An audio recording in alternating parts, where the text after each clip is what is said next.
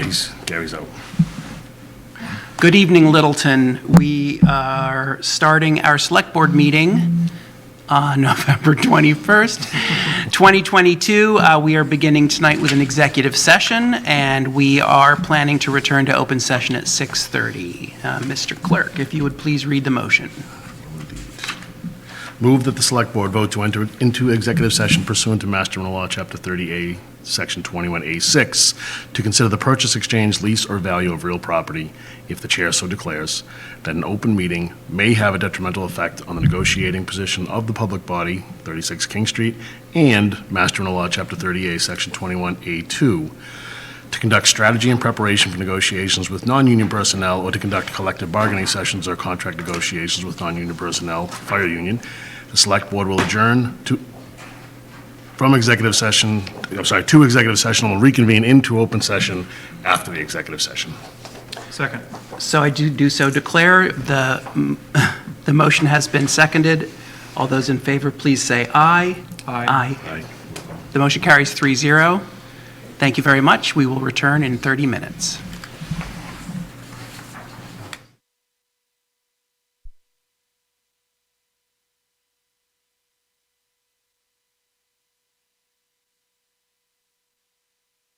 I was thinking about it. All right, good evening. Welcome back to the Select Board meeting of November 21st, 2022. We have closed our executive session and beginning open session. We will begin tonight, as we usually do, with the Pledge of Allegiance. Mr. Clerk. I pledge allegiance To the flag of the United States of America, and to the republic for which it stands, one nation, under God, indivisible, with liberty and justice for all. All right. It's going to be hopefully a brief meeting tonight. We'll begin with department and board updates, introduction of a new firefighter. I'm very excited. Public input and members' updates, FY23 tax classification hearing, discussion of the orchard. Actually, we are probably going to postpone that because Ms. Napoli couldn't be here tonight. Town administrator update on the Shattuck Center project and on the possible purchase of 36 King Street. And then we have the minutes of November 3rd and 7th, and then we will adjourn at exactly 7:50 p.m. So, Mr. Town Administrator? Sure. I'm promoting you tonight. Promoting, okay. You begin with the mail. Sure. So just to provide a quick overview of the mail that's come into the board. First item is letting the board know about receipt of a $4,900 sustainable materials grant from the state. I'm going to be working with Steve Yonley and the Sustainability Committee to disperse those funds, but it's a nice piece of good news. I think we get this annually as a regular item for us. Second piece. Similar to that, we additionally received $6,800 from the Mass Cultural Council. So we'll be working with our own cultural council on disbursement of these funds and how they may be wanting to spend it. Again, this is an annual thing, so we wanted to share that news with the board. Third thing we have is from Minuteman Senior Services. This is their fiscal year 2022 report. This is something that Minuteman Senior Services likes to do for all municipalities, to let the board know about just how many people that they've had contact with in the town. In our case, they have provided services to 756 residents in fiscal year 22, which would have ended in June 30 of 2022, and they gave a nice little overview of where they've contacted and touched, come into contact with these folks. So, and they're an important partner for us with that. Last thing is just a reminder on vacancies, the vacancies that we have on the Open Space and Recreation Planning Committee. This was appointed by the board a few meetings back, so just reminding people that this is, we're looking for volunteers, and if anyone's interested in watching tonight, to please reach out to the town clerk. And thank you very much. So that's it. All right, thank you. Item 3, Sure. Item 3. board updates. Who is going to speak? All right, Chief. Thank you, Mr. Chair. So we're excited to introduce a new firefighter tonight. Firefighter Greg Stump comes to us with a lot of knowledge in the EMS world, not so much in the fire world, but we're going to train him up. He'll be going to the academy probably sometime during the summer. He's been here with us about a month. So far, he's been doing fantastic. He finished his first month of ride time, and we're excited to have him. So, can you come up and speak a minute? Good evening. Thank you, Chief. Hello. Welcome. So my name is Greg Stump. I recently moved up here from Texas, but I'm not from Texas. I'm actually kind of from all over. So I was originally born in Ohio. I grew up in Rhode Island, lived in Vermont for a while, lived in the Boston area for a little while where I met my lovely wife. Then we ended up moving back to Vermont, to Texas, New Hampshire. So here I am. So kind of been Witness from all protection? over. Or? No, we ended up moving to Texas because we wanted to take care of my father. He was sick, so we took care of him. After all that had concluded, we decided to move back up to New Hampshire because my wife's entire extended family is from southern New Hampshire in the Taunton area, so we really wanted to be closer to them. Nice. So I've got 4 children. Before getting involved in EMS, I worked as a substance abuse and mental health counselor. I've been in EMS for about 12 years. I've worked in a variety of systems from extremely urban, like in the San Antonio area, to borderline frontier up in the Northeast Kingdom in Vermont. So I've kind of done a lot of different things with that. I'm really excited to make the jump to the fire department. As you can see, they're kind of insanely supportive. Good group to be a part of. I have thoroughly enjoyed my first month there. I'm really excited about going to the fire academy. There's a lot to learn. There's a whole different side to it. Awesome. So, yeah. Great. Well, welcome. You seem to have a terrible attitude. So I think you're going to fit right in. It's a great group. You have a great chief, and it's a great town. So we're lucky to have you, and you're lucky to be here. I'm excited to be here. Thank you very much, and welcome. Thank you. Yeah, agreed, and welcome to your wife as well, because if you're part of the family, she's part of the family, so we're all in this together. So, welcome aboard. Got to stick by those fellow Ohioans. All right, Buckeye. come on, let's shake hands. And Oh, we made a motion, welcome or- to the town. You want to actually, Oh, do you have a motion? no, I don't think we need one, No, we do don't we? need a We motion. don't. Welcome aboard. Good luck. Welcome aboard. Thank you. Thank you.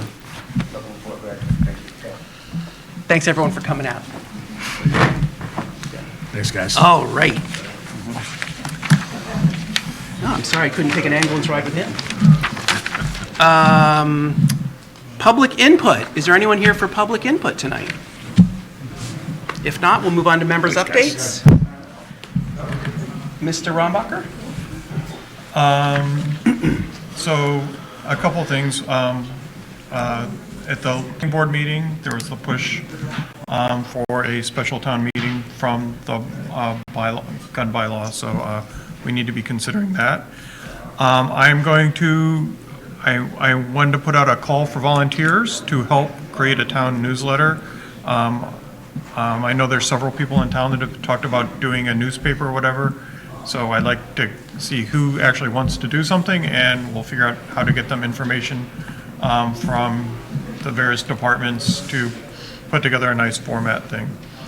And I wanted to, as everyone knows, Millie McGovern passed away a week and a half ago, I think, and she was Mrs. Littleton as far as I'm concerned, and she'll be sorely missed, so. Mr. DeCoste. Yeah, I think there's some things in the works to memorialize Millie as well, which probably be hearing more about that later. Just want to give a shout out to the Littleton High School drama production this past weekend. They had 4 productions of Aristophanes' The Birds. There were 24 cast members and additional 20 or so crew and tech, and they killed it. The kids had a ton of fun, and it was well attended, and it was fun to see. The middle school play is coming up, which is Willy Wonka, which will be at the high school on December 2nd, 3rd, and 4th, right? The weekend, same weekend as the bazaar. So that'll be up at the high school in 2 weeks.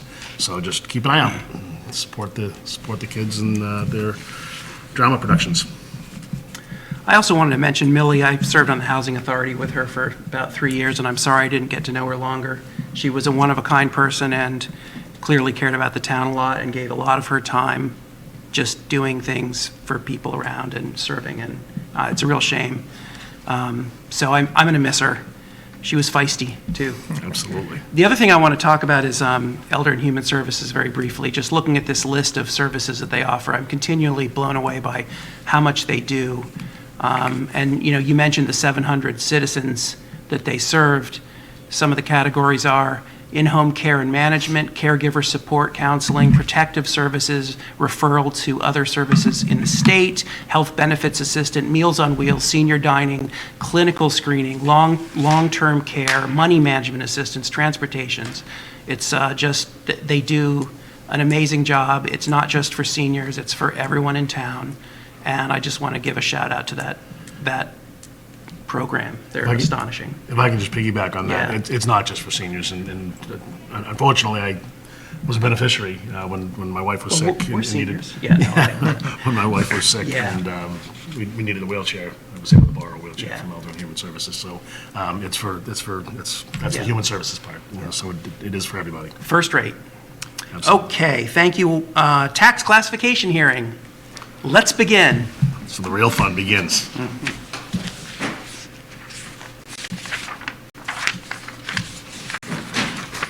Mr. Venuti, Good evening. good evening. I know taxes aren't the most exciting thing to talk about, but really, Pack the house, though, you pack the house. I think it's the most exciting thing tonight. I guess. I never thought I'd be back doing this presentation, but yeah. So we can start off. The first few slides are our comparison of the some tax information from the 17 surrounding towns within 10 miles of Littleton. We've been compiling this data since, I think we have it back to the late 80s or early 90s. And it's pretty interesting stuff. We can sort it by anything and get most any value or tax or levy information for any of these towns going back. So the residential tax rate, we've been at the median. If you can see by the graph, we've just been slightly over the median for the past few years. We're once again slightly over the median. Last year's rate was 1771, and the median was 1717, 3% over. And the variance on that, the 3% variance, is that Littleton to the median, or is that the total variance of all this That's whole Littleton sample? to the median. Do you know what the total variance, like the, Off the top of my head, Okay. I do not. just curious. The next slide, single-family values. We've been below the median on single-family values. Inching a little closer. In 2022, we're 20,000 below the median. We're 11th out of the 18 communities, $518,000, the median at $539,000. So if the tax rate was high and the median's low, the next slide will show you the average single-family tax bill, because it's a combination of those two things. Values are up, tax rates are tax This rates is up, the true values picture. down. We're basically right at the median of this on the single-family tax bill. 9,178, and the median's 9,188. So we're right there, $10 off of that. Sounds better to say we're below Okay. median. That's like a jar of We are peanut butter. below the median by 10 whole dollars. Hey, we left that off. It's like 2 gallons of It's gas. their parenthetical. The big thing that people should be interested is excluded debt. We are far below the That's median on awesome. excluded debt. As you know, since 17, we've been using the debt exclusion stabilization account. The median is $2,185,000 added to the levy each year. In 2022, we added $1.2 million. So we were 13th out of the 18th, variance of just under $1 million, 42% decrease. And we'll talk a little bit more about that number in just a second. The levy breakdown for 2023, calculate the levy just normally, take last year's levy limit, add the 2.5%, and we add new growth to get the levy limit for the year, and then we add in the debt exclusions for 23, and we come to the total levy that we need to raise. The number that stands out here is the new growth number, just 1.9 million, let's call it. $673,000 of that is due to potpourri and the TIF. So it's an anomaly for this year. It's not the highest we've been. We've had years that actually beat this. I think there was 2 years that actually beat this number. In addition to the potpourri number, there were some other commercial values that we took advantage of to get some more new growth. And residential, I believe, was like $27 million of value. So it was still a big component of our new growth for the year. What are we going to do with that money? As you know, we used only $500,000 in our budget for 23. So this extra 1.3 million, $1 million of it is going to go to the allowance for abatements. As you can see in the next couple of slides as we move forward, values increased dramatically this year. Plus those little extra things on the commercial side that we took, abatement applications will probably be up this year. So between that allowance number, the $1 million and the $500,000 we used, the extra $389,000 is going to fall to free cash, and we'll be using it in FY25 when it's available. Okay? Excluded debt, I talked a little bit about that. This is a chart. The orangey blocks are what the excluded debt would have been, and the blue is what we actually passed through after our transfer from debt exclusion stabilization. And you can see in the bottom row how much we saved on the single tax rate. See, for FY24 and 25 and 26, we're estimating $900,000 for our addition to the levy for our excluded debt. And you can see what the real numbers would have been. So we're going to use $396,000 of the stabilization money in FY24.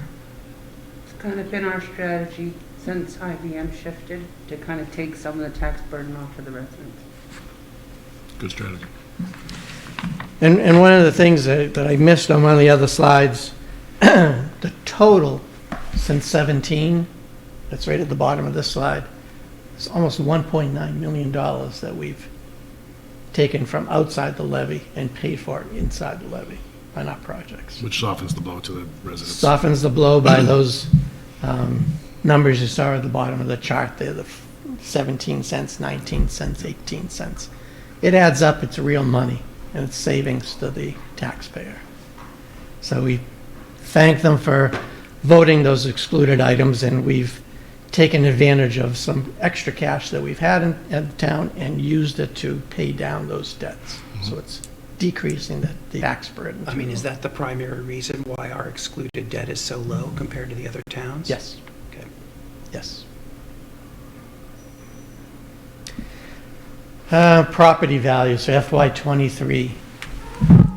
And one of the things I alluded to when we talked about new growth was the increased values that we've had. Values in 23 are going up 15.83%. 1243 of that is from existing values, and 3.4% is because of new growth. 12.43 is, and we'll see it on a chart coming up, is something we haven't seen in quite a long time, if ever. This isn't even a reval year. This is, the next reval year is in 2026. Awesome. But just remember, when we're talking values for '23, we're talking the value as of January 1st, '22. So if you remember what happened in '22, everything was peachy keen, values were going crazy, people overbidding for homes. That's what we're going to see on our tax bills this time, is a reflection of that year. Okay, and we'll get into the future years at the very end. Because Kathy's made you some have that sales data projections. from, you Pardon? have that sales data from an up year. Exactly. That's what '22 showed. So next few slides, we're going to break down the property values that we've seen. Property values, as I mentioned, increased by 15.83%. And dollar-wise, that's $360 million that we've increased values for. The very bottom of the slide, you can see the total value of the properties in Littleton is $2.6 billion. I can remember not too long ago, we went over $2 billion in total value. It was a few years back. Individually, we're over $2 billion in residential now. And we'll see that in a couple of slides. We'll see it right here. On FY23, you see that right in that middle column. Residential values went from 1.8 billion up to 2.078 billion. It's a $265 million increase. So one of the things that we see, if you look at the graph itself, residential properties are 78.75% of the total value in town. So that 2,078,000,000 is 78.75% of the $2.6 billion number. And you see it's down from that 79.57 from last year. Why? Why did it go up from where it was at 77 up to 79? We lost value on 550 King when IBM left. So we lost value on the commercial. Residential just keep chugging along. It became a bigger piece of the total value of the town. What happened this year? Residential still chugged along, but the C&I component, with some of those things that we talked about, the Paris and some of the other things, those values increased, so it pushed the residential number down. So if you look at the top, percentage of the total increase, like I said, we were at 79.57%. We increased residential by 73.6 of that 360. So because it was less than the 79, it drives that number down. So that's where the 78.75 comes from. Okay? Breaking it down a little further, this is the value change. Existing value change and new growth. You see right at that blue bar that's sticking way up, that's FY23's existing property value change. And you see the breakdown between residential and commercial industrial, totaling 284 million. That 284 in this single year is the most if you take the addition of everything from FY17 to FY22, all those little blue bars along the way, it totals 287 million. So this 1 year is more value than we had in the last 5 years, total. We've never seen a single year with this value increase before. It's huge. The Steve? new, go ahead. I have to imagine that if we were looking at one of those other 17 communities that we hold ourselves up against, they're going to have a similar blue bar like this because of the region that we're in. Not every community, but I have to imagine it's a trend. I'll give you an example. The treasurer from Groton that was in recently mentioned that her values are going up 20%. Wow. Residential values. Okay.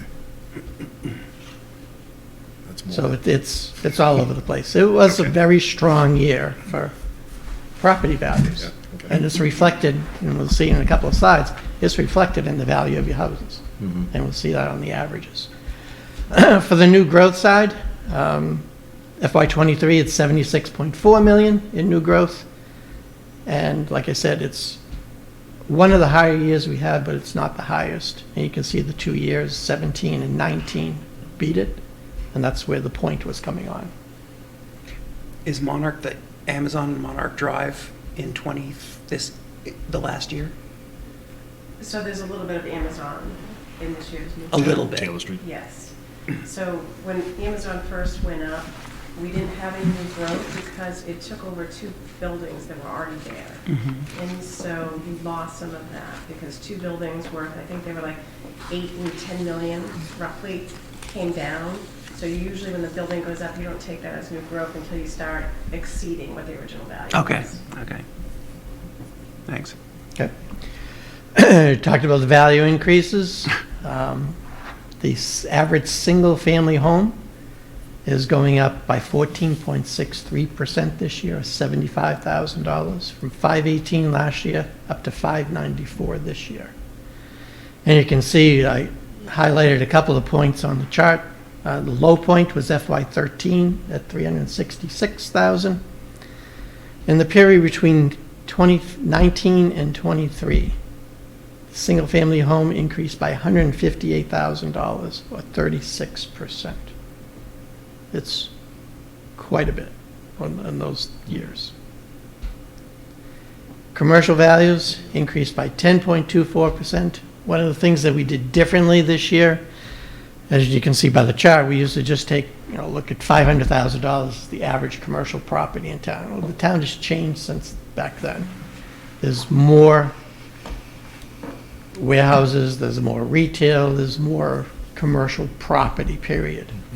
So one of the things that Kathy and I looked at, along with Fred, was how should we show this number now and reflect those changes? We decided to look at the median value of every commercial property. What we used to do is exclude anything over $2 million and under $50,000. Well, if we start doing that, we're missing out on all those, anything that's happened in town over the past 5 years or so. So even looking at all the commercial property we have in town, by using the median, we're not capturing, it's not being skewed by those big, distribution centers that we have in town. So it's still looking at the average. It's still looking at the typical small business in town, the typical commercial property at that $678,000. So because of the way we changed the way we look at it for this year, for the 678, we went back into last year's data, looked at the same thing, just took the straight median of everything and readjusted the average from last year to 615,000. What does it affect? It affects, if we look at the, when we get to the choices that we're going to give you, the equal dollar and equal percentage, they're based on the average tax bills. And that's how we calculate the average tax bills on that. Do you know what the difference between the average and the median was when you adjusted it? I'm just curious. The median, the way we used to do it, would have come to about $570,000 for the So it's skewed up by 45 grand because of the big ones, the few big ones? And by using a median, it's just the number of parcels. So it's, if you have 100 parcels, it's looking at that 50th one and saying, what's the value? No, I understand. I'm curious. So it's not the how much value the that whales skews were, it, it's were the number influencing it. of Yeah. parcels, Yeah. that's all. If we were taking an average, it would definitely skew it Yeah. to the high side. Okay. So taking all that information that we just got and putting it on the graph so we can start looking at how it affects our taxes. I mentioned the $2.6 billion in total values for 23. 78.75% of that is residential, or just under 2.1 billion. And commercial is 21.25% of 560. If we were looking at the next slide on the levy, so for a single tax rate, each of those classes would be responsible for their own piece of the levy. 78.75% of the total levy of $48 million would be assigned to the residential people, $37.8 million, and commercial would be responsible for $10.2 million of the levy. That's if we had a single tax rate. If we had a single tax rate, I'd be going home now because my job would be done. But we don't. We have a split tax rate. And what does a split tax rate do? It's a portion of the single rate residential levy, that blue piece of the pie we just saw, is shifted to the CIP single levy. The amount of the shift is voted by the select board, and in most years, the shift cannot be more than 50% of the existing single rate CIP levy. And what does that mean? There's an example. So if the CIP was 10 million, the max shift allowed would be 5 million, 50% of that, bringing the CIP level to 15 million. Okay? So using the shift that the select board voted last year, the single rate residential levy, the shift was 10.655 last year. So what that means we took 10.655% of the blue pie and pushed it over to the CIP pie. And that's reflected in that gray pie that's there. It's 8.39% of the entire levy. So it's 10% of the blue pie that we shifted over. And the total now of the CIP would be responsible for 29.64% of everything if we combine those in. So we're adding $4 million to the $10 million that's already there and decreasing the residential levy from the 37 million it was to the 33. This is the resulting shift. You can see the $14 million now on the CIP, 33.7 million for the residential. The resulting tax rates would be 16.25 for the residential rate and 25.38 for the CIP. And those terms that you see at the bottom there, the shift, 10.65, the CIP factor, 1.39. So the shift, as I mentioned, 10.65% of the blue pie was shifted to the commercial. CIP factor, that $4 million that we shifted was 39% of the $10 million of the commercial that was already there. And we have that max of 50% that we can shift. Right. Residential factor, that 0.89%, that's the resulting number that's left with the residential. So the 33 is 0.89% of the 37 that was there. And the levy percentage, that's 70.36, is what's remaining there in the blue pie, 70.36. So all those terms that we just saw this year would result in that scenario. Next year, and you'll see on some of those choices, we say, this is what you did last year for this is what you did last year for that. Whereas last year they were all the same, as you see, they were all the same this year because values change, because the levy changes. All those things now become different things in the next year, or as we saw last year, into this year.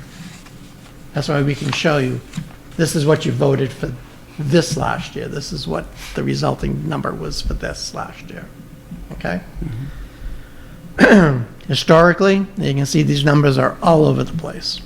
Things we kind of have you go in on in the past few years is the CIP factor, because it's probably the easiest to understand. It's because we have that 1.5% hard ceiling that we have to go by.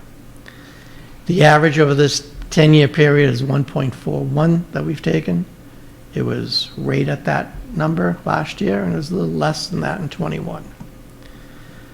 But as you see on the numbers next to that CIP factor, that residential shift, 10.66 last year was 141. but shifting more in the year before because of the way values were actually impacted the commercial less because they had more value in 21 than they did in 22. Okay? It's not easy, but that's the reasons why. This is what historically has been voted for CIP factors on the squiggly line.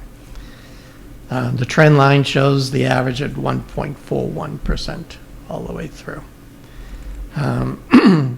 Each one of those dips or increases affects the tax rate somehow for one of those two classes. If you see something going up, that means we're taking more, we're shifting more to the commercial base, so their tax bills are going up. And usually when you see something going up, you'll see a trend coming down, because that's the adjustment back to say, right, we whack commercial too much, residential property values are still strong, we need to push some more to the residents. So that's these ups and downs. Can we say that the best thing to do is to stay constant here? No, it's not, because things change, circumstances change, values change, and I showed you on the last slide, there's no correlation to say 141 is always going to be this result. It's always a different narrative. Exactly. But just know that those big jumps in that CIP factor, it takes a while to come back. So the last time the board voted a big shift, looks like it was around 2014 or so, 13 or 14, when the board went up to 1.46 on that. So it's just under the 1.5. And it took, as you can see, about 4 years to get back to undo what was done in that year. Because once you get up to that ceiling, there's no place to go, and any increase in that tax rate is all borne by the resident at that point in time, because you can't shift any more to the commercial base. So to get it back down, it takes a while, because you can't do it all at once, because you blow away the residential rate. So it has to be a multi-year thing. We asked Kathy to come up with some estimated new growth numbers for the next few years. And Kathy's going to jump in case there's any questions, of course. But what we're seeing for FY24 for new growth for residential, it's a little bit less than this year. I mentioned it was like $27 million in new growth this year. It's down to 12 next year. And this is based on permits that she sees now, because the year's almost over, right? These values for 24 are going to be set January 1st of 23. Commercial, we're looking at 10 million, and for personal property, 13 million. Personal property turns over pretty quickly as depreciation, as companies buy new equipment, it gets added on pretty quick. A little less in 25, and a little less than a little pickup on commercial in 26. All speculation. All speculation. Next one, total property value changes. FY24, so the current calendar year that we're in for 23, is what Kathy's going to be basing next year's values on. It's still been strong. Even though the stock market's gone down, housing is still very strong. So Kathy is looking at another 13% increase in current values, existing values for residents in FY24. So we're going to see another bump on top of that $2 billion of value we have. 13% of that it's going to be added to it. And the new growth that we just talked about, value-wise, is shown in this chart also. Values go down, not values go down, but the increase in values goes down in 25 to 6%, And then in '26, she's forecasting about 5%, so it's tailing off, even though '26 is a reval year for us. So it's not as strong as you may imagine in the reval year, because we're keeping up with values as they come Based on values, in yeah. each of the years. Does this model take into account any kind of speculation about King Street Common, for example, and the development there? So I didn't use King Street in any of my projections because there was so much unknown. And it doesn't seem like we're going to get there. And the other issue, as far as the new growth with King Street is, we dropped IBM by 30 million. So as I said before, I'm not going to get new growth until those two buildings are occupied and we can get it up to the 62 million that we had previously. So it's going to be a little bit of time before that site in particular sees some new growth. And the apartments count as commercial or residential? The apartments will be residential. They'll be a mixed-use property. So the apartment buildings don't affect the commercial growth, they affect the residential. That's correct. But again, you didn't specifically add those as an extra addition to residential growth, I did not. because you just can't be sure that it's going to I can't be happen. sure, just in talking to Ed and some various people, it seems like the apartments are going to take some bit of time before they start getting constructed. And there was even speculation that the commercial aspect of that property would begin first to be a draw for some of those residential components. So no matter what it is, it's years down the road. Sure. To No, that's get fine. that $62 million Gotta make up. bogey, we gotta get to. So if the two buildings, for example, get leased up the way it was with IBM there, then you've just about recouped your value. And then any new construction is new growth. Yep. But until that happens, we gotta get to that 62 million. The final piece, if you have it, Ryan, is yes, the options. So we present 10 options to you. You can, of course, choose anything in between from 1 to 1.5. Some of the things that we show, like I talked about, the last, option 2 there, the last residential levy percentage, that's how it equates to this year.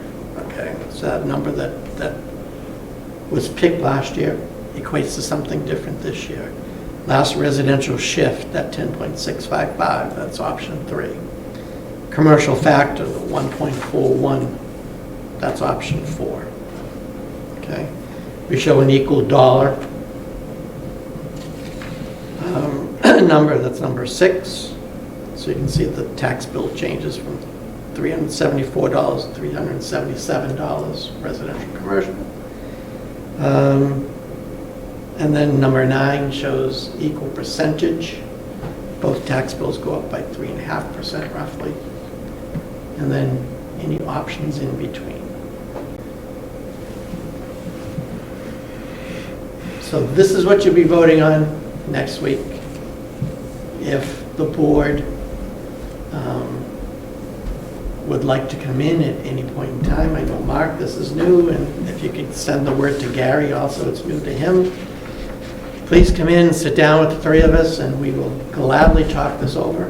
You've taken advantage of that before with this. If Matthew, you too, if you want to come in at some point the next couple of weeks, just for a little refresher course, what happens if type of scenarios. We can walk those through with you. With every year, it gets a little bit clearer for me, but it's still. But you only deal with it once a year, That's so it, yeah. that's the way it is. Unconscious competence.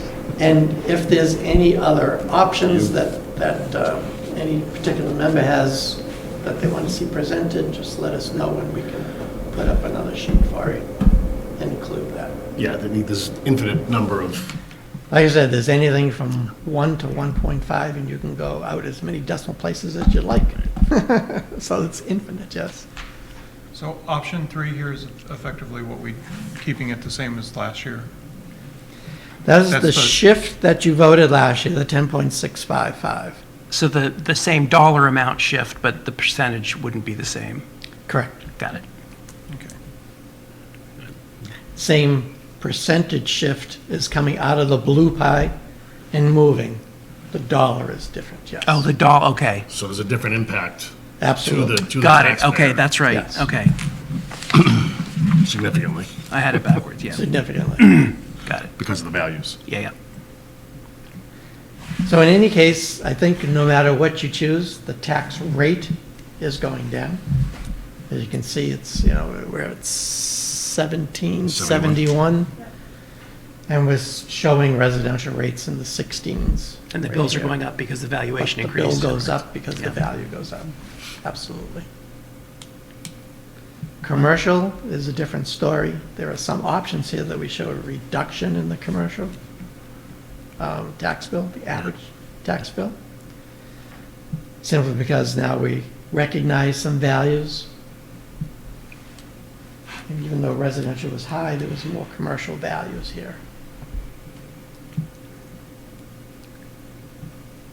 Great, And their tax rate now is 2805, we're showing 25s, 26s.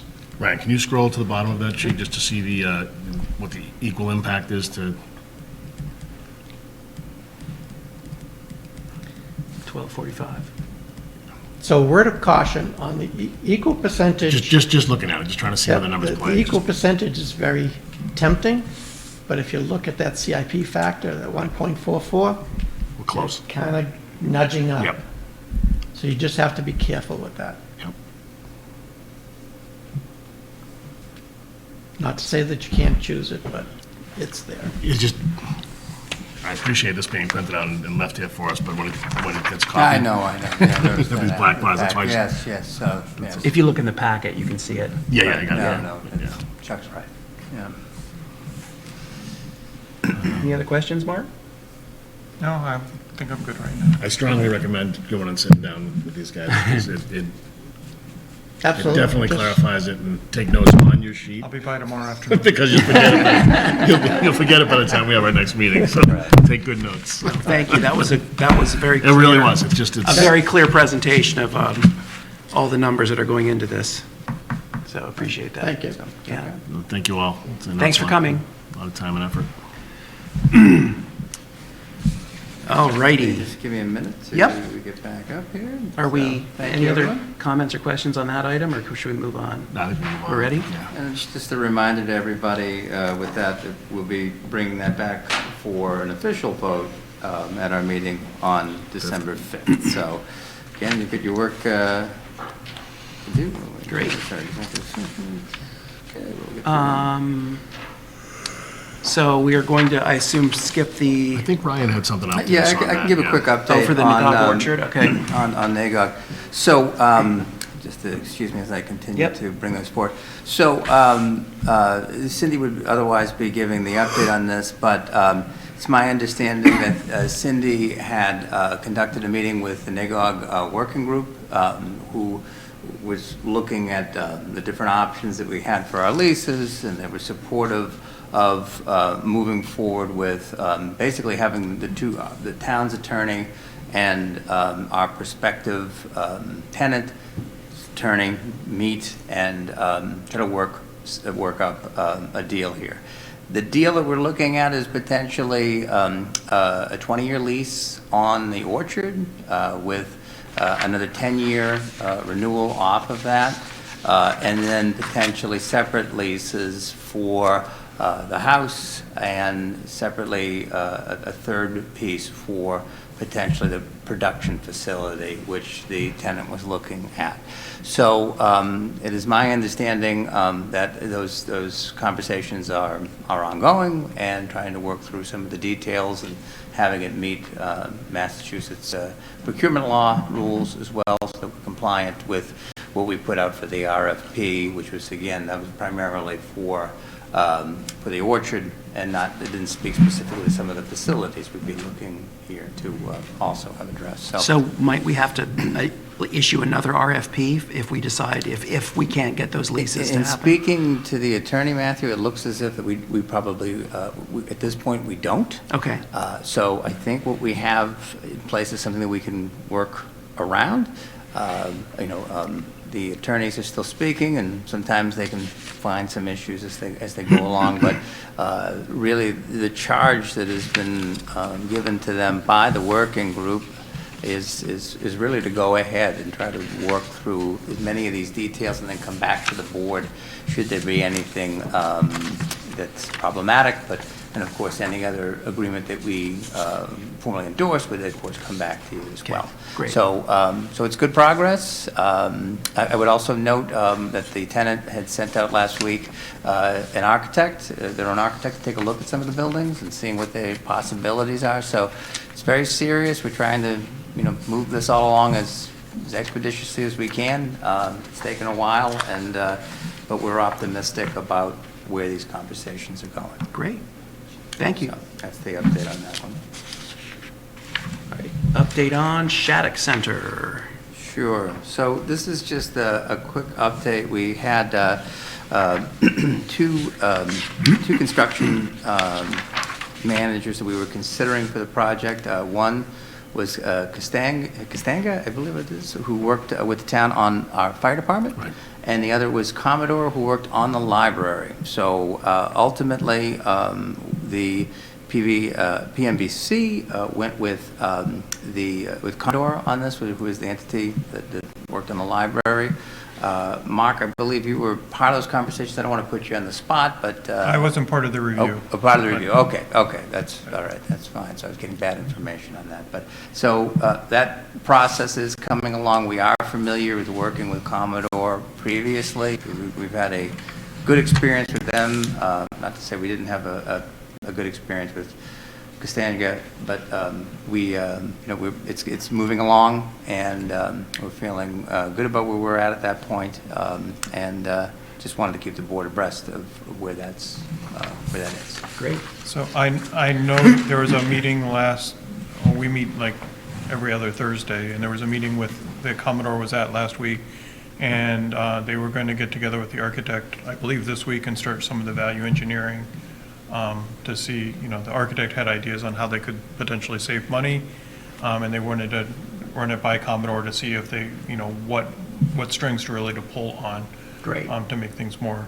So jumping right in. Yeah. Yes. Good. That's their job. Yep. So. Good.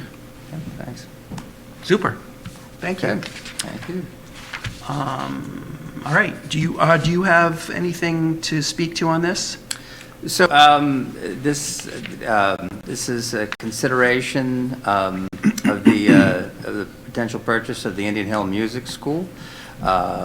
We had a meeting recently with the real estate agent who is representing the property, which there's a picture of that, and that meeting was with the town administrator, the real estate agent, myself, and Chuck. They are interested in moving this ahead. I would leave it to Chuck maybe to summarize, the nature of that conversation and where things currently. Sure, you don't want to put Mark on the spot, but you do want to put me on the spot. I see Well, how it is, that's it. Ryan. No, I see how it is, Ryan. It is always in support of my board in any way, shape, or form that I can. No, it's all good. We've all been aware that Indian Hill would be coming available at some point in time. We've had many conversations with them over the years. They've been a good, I'll use air quotes to say, corporate citizen. We've had a great relationship with them. They've used our facilities, and a lot of residents have used theirs and gone to the school. They would very much like for the town, if we could use it, to be the next owners of 36 King Street. In our conversations, it is something that they want to try to settle sooner rather than later, and waiting until May town meeting is kind of a fly in the ointment for them a little bit. They want to try to put this on the market as soon as possible. They do have a market price that they've established, and we'd like to try to kind of find out if the residents agree with us that it's an opportunity that may not come up again for us to purchase a piece of property that's adjacent to the high school, and it's got a lot of potential uses for us if we were to relocate the town offices or some portion of the town offices to 36 King Street. If we were to do a ground-up construction for that 20,000 square foot structure, as we've seen, we just built the library, we're in the process of doing, as we just talked about, the construction at risk, management at risk for the senior center. It would cost us significantly more than what the potential asking price is going to be for us to move into an existing space and make that for us. We went into executive session to discuss the value of land and that kind of thing prior to this meeting, and I think there's consensus among the three of us at least that we should charge the town administrator and assistant town administrator with looking at adding this a warrant article to a special town meeting where we're hearing, Mark mentioned earlier, that there's likely going to be a special town meeting to talk about the bylaw for 410 Great Road and gun dealers in the town. So might be a good opportunity for us to bring it to the town and say, listen, this is kind of a once in a lifetime, or once, it's not going to come along that often, where we have land to municipally owned land where we could, when you're talking in the millions of dollars, it's not really a cheap ask, but I think the opportunity for us to secure a piece of property already built out that has, answers a lot of the bells that we would need, and it is adjacent to our high school. I think it's very much worth looking at, and we should, of course, we discussed this earlier, that we should have conversations with FinCom and with the treasurer and talk about, how would we be able to do this if we were going to do it. So we want to make sure that we get all those ducks in a row prior to going to town meeting, but make sure that we're doing our diligence. But in order for us to move along and let Indian Hill know that we are in fact interested, we need to put something on a warrant article sooner than May. So I think that we should, as a board, whether we take a motion or just have a consensus, to charge the town administrator's office to look at adding this purchase to a warrant article for a special town meeting. Mark, do you have any comments on that? I have been in the property several times for schools and performances. I think it's a great property for us to investigate. It's not necessarily a great time to be spending more money, but it is it's the only real property left next to the high school, so I think we should be looking into it. And we should be doing our due diligence to figure out what we can put there and how much it's going to cost and how we're going to pay for it to sell it. So I concur, and I think, we discussed earlier, we would like you to look into a special town meeting to clarify, we are going to start discussing the purchase. We're not committing to anything. I think there does need to be a conversation with FinCom and the treasurer, and obviously the town will have the final say, but we should begin the process of setting up town meeting now, because I know it takes a while to get that in motion. Yes. And I know that the planning board is meeting in the next couple weeks to look at their zoning bylaw on the gun stores, and we would very likely wrap that into the same meeting and have a vote on those two items. Okay. So we will begin that process right now. So from that consensus, I think our goal would be to come back to your meeting on December 5th with some recommendations in terms of what a potential schedule for a special town meeting would look like. That would include the potential purchase of 36 King Street. Great. So, Thank you. Yes, please. Thank you for that direction. Okay. And the last item on the agenda. Are we ahead of schedule? I jinxed curse us. The minutes. So the first set is, I believe, November 7th? Third? November 3rd. Yeah. Has everyone reviewed these? Yeah, there's one small typo. Okay. On the bottom of the first page, it says, it's supposed to say directly, but it says Direct forly. Yeah, so that's all I noticed. Okay. Catch. I didn't catch that one, but I did read through it and I thought it was accurate. Same. And then we can do both of these in one motion, right? Yes. November 7th, any comments or corrections? I thought they would look fine to me. Okay, great. So motion, please. Move that the Select Board vote to approve the meeting minutes of November 3rd, November 7th, 2022. Second. Motion made by Chuck, seconded by Mark. All those in favor, please say aye. Aye. Aye. Motion carries 3-0. To include all presentations and whatever else. Correct. Inclusion of all Yes, for some reason, exhibits that and. did not sorry. make it in, yes, without inclusion of all the listing of Amended. exhibits. Yes, So yes, thank you. So amended. So amended. And then the second motion of the night is going to be a motion to adjourn. So moved. Second. Motion made by Chuck, seconded by Mark. All those in favor, please say aye. Aye. Motion carries 3-0. Good night, Littleton. We'll see you on December 5th. Good night, folks.